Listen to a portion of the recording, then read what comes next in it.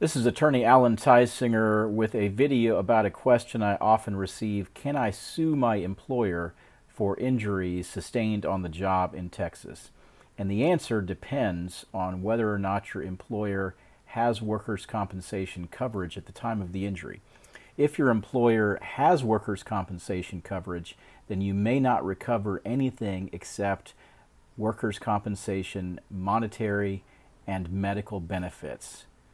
The Texas Labor Code, which is the statute that governs this situation, provides under Section 408.001 that recovery of workers' compensation benefits is the exclusive remedy of an employee covered by workers' compensation insurance or the employee's legal beneficiaries if the injury results in the death of the employee. In other words, if there is workers' compensation coverage, the only thing you can recover is workers' compensation benefits, medical bills paid for, and monetary benefits for lost wages, permanent impairment, and perhaps with severe injuries, more substantial income benefits that can last even longer.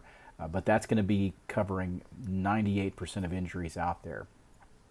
The exception to that in workers' compensation related injury cases is if there is gross negligence and the employee dies, then the surviving spouse and the heirs of the body of the deceased employee, when the situation is caused by an intentional act or omission of the employer or by gross negligence, then they can recover exemplary damages from the employer directly.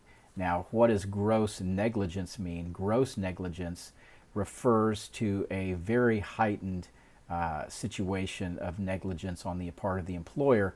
That's defined in the Texas Civil Practice and Remedies Code, and gross negligence is defined as something the employer did or didn't do, an act or an omission, which viewed objectively from the standpoint of the actor, in this case the employer, at the time of the occurrence involves an extreme degree of risk considering the probability and magnitude of the potential harm to others, in this case the employee, and of which the actor, the employer, has the actual subjective awareness of the risk, but nonetheless does it anyway with conscious indifference. In other words, thinking about it or having the ability to think about it and being aware of it, but being indifferent to the potential harm caused to the employee who ultimately dies.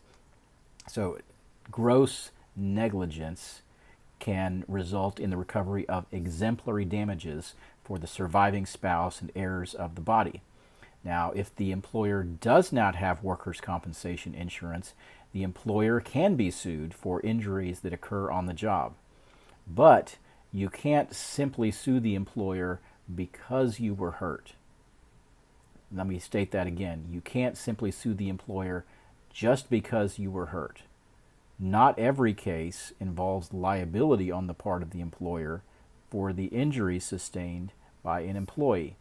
The employer has to have some negligence.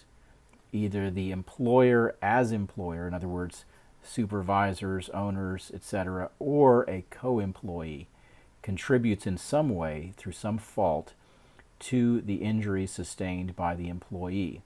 There are protections for employees against the employer claiming the employee's own negligence and other common law defenses that would ordinarily be used, because the legislature has made it easier to sue employers who don't have workers' compensation insurance than it is to sue someone, for example, that might rear-end you on the freeway.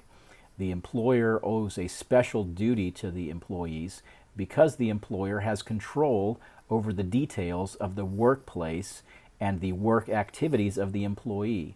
Because of that, the legislature wants to encourage employers to purchase workers' compensation insurance and penalizes them by removing common law defenses from their arsenal of defense against employees when they are sued for negligence.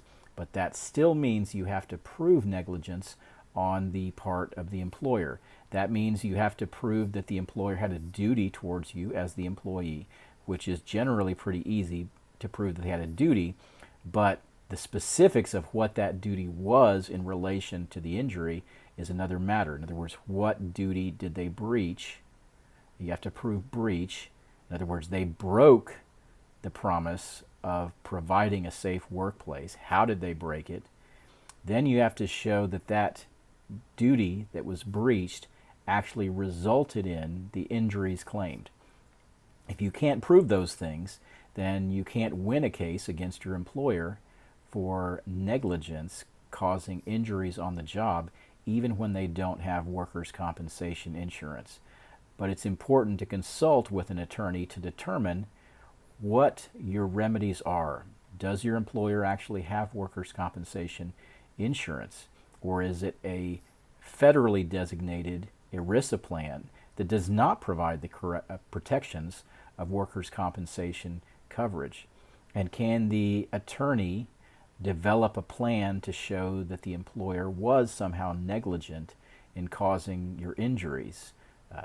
The kinds of things that the employer has a responsibility to do may not be obvious to a layperson, but may be evident to an attorney who has skill in evaluating those cases.